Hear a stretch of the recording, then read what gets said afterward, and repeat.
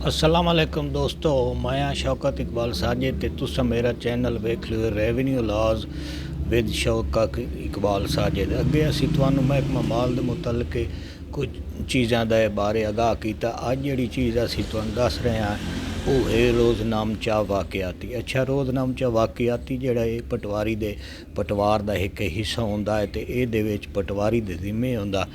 पटवारी जिहड़े सर्कल का इंचार्ज होंदा है उस सर्कल के जितने मौजे होंदे उन्हां दे विच कोई वाक़या रूनुमा होवे तो उस वाक़े की डिटेल ला के रोज़नामचे दर्ज करेंदा। मसलन कोई चोरी हो जाती है, कोई कतल हो जाता, कोई लड़ाई झगड़ा होंदा, कोई ज़मीन ते कब्ज़ा करन लगदा है, कोई जिस किस्म का कोई वाक़या होंदा है तो वह पटवारी जिहड़ा वो सारी डिटेल ला के रोज़नामचे दर्ज करेंदा, रपट मरेंदा ते अफसरान ने बालां नूं आगाह करेंदा ते उस रोज़नामचे की रपट नूं चैक गिरदावरी करेंदा ते बाकी अफसरी करके बकायदा दस्तखत करेंदे ते एक बहुत अहम रिकॉर्ड है जिहदे विच जिहड़ी रपट मसलन कोई इंतकाल दर्ज करेंदा तो वही रोज़नामचे रपट दर्ज करेंदा कि अज मैं फलां बंदे दे इंतकाल फलां बंदे दे नां कीता, ये टाइम आई, ये वक्त आई, इस तरह मैं कीता। ते ये बहुत अहम रिकॉर्ड है जिहड़ा रोज़नामचा वाक़ियाती दर्ज करना होंदा ते सारे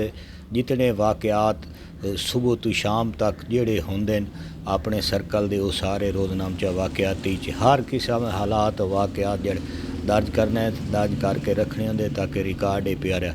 मेरी अगर वीडियो अच्छी लगे रेवन्यू के मामले को गल्लां समझ आउंदी पई होण तो मेरे चैनल सबसक्राइब करन दे नाल बैल आई बटन लाजमन दबाओ ताकि तुहाडे वास्ते तुहाडे तक नित नवी वीडियो पहुँचती रहे तो इन वगा दोस्तों नूं शेयर करो। वसलाम। अज दी वीडियो इतनी काफ़ी, अगली वीडियो मज़ीद अस तुहानूं होर किसी किताब के बारे दसेने।